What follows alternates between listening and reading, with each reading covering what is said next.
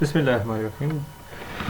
आज का हमारा टॉपिक है जी के B and P K B. जिस तरह से हमने प्रीवियस टॉपिक में पढ़ा था कि एसिड की स्ट्रेंथ को एक्सप्रेस करने के लिए हम के ए और पी के इस्तेमाल करते हैं, इसी तरह से बेस की जो स्ट्रेंथ है उसको एक्सप्रेस करने के लिए के बी और पी के बी इस्तेमाल किया जाता है।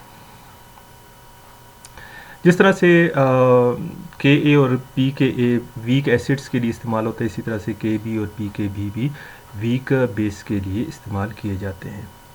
तो मुख्तलिफ जो वीक बेस होते हैं, जैसे हमने पहले भी पढ़ा कि स्ट्रॉन्ग बेस तो वो होगा जो 100% आयनाइज, जबकि वीक बेस पार्शियली आयनाइज, तो पार्शियली आयनाइज होने में कोई 1% आयनाइज होता है, कोई 10% होता है, कोई 30% होगा। तो उनके स्ट्रेंथ को कंपेयर करने के लिए हमने के बी और पी के बी को यूटिलाइज़ करना है।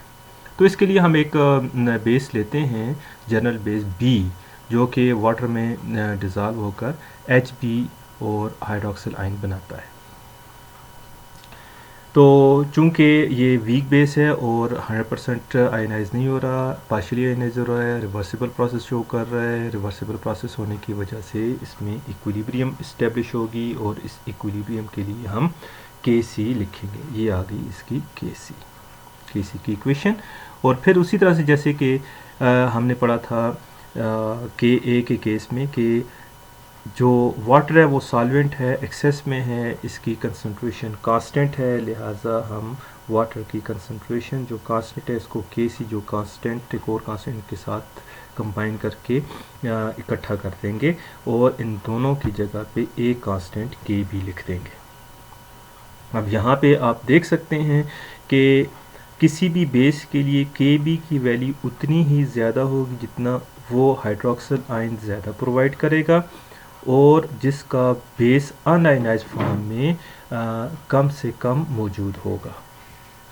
तो जितना ज़्यादा आयनाइजेशन होगी तो बी की कंसंट्रेशन कम और हाइड्रोक्सिल आयन की कंसंट्रेशन ज़्यादा हो जाएगी, इसलिए के बी की वैल्यू ज़्यादा हो जाएगी। तो हम ये कह सकते हैं वो बेस स्ट्रांग होगा जो कि जिसके लिए के बी की वैल्यू हाई होगी।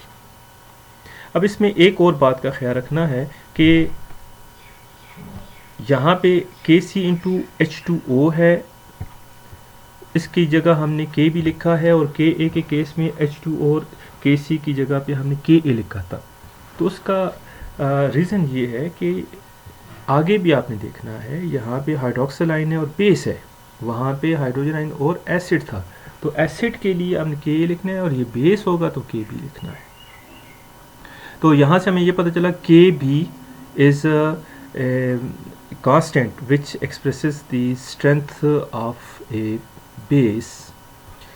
और चूँकि के बी की वैल्यू जैसे के ए की वैल्यू 1 से स्मॉलर होती है, 10⁻⁶, 10⁻⁴ इस तरह से आएगी, तो इसको एक सिंगल डिजिट में कन्वर्ट करने के लिए हम इसका नेगेटिव लॉग ले लेते हैं।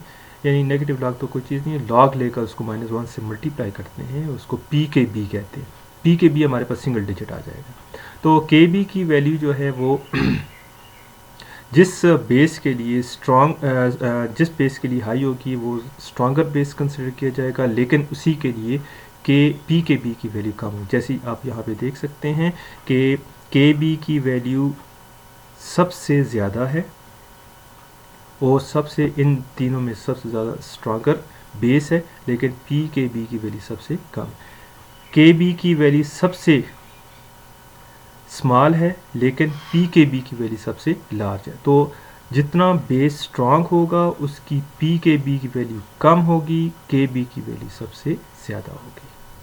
तो ये हमारा एक और इम्पॉर्टेंट टॉपिक था जो कि बेस की स्ट्रेंथ को एक्सप्रेस करने के लिए इस्तेमाल होता है। और ये भी याद रखना है कि hydroxyl ion concentration expresses the basic strength of solution और P K B and K B expresses the strength of a base.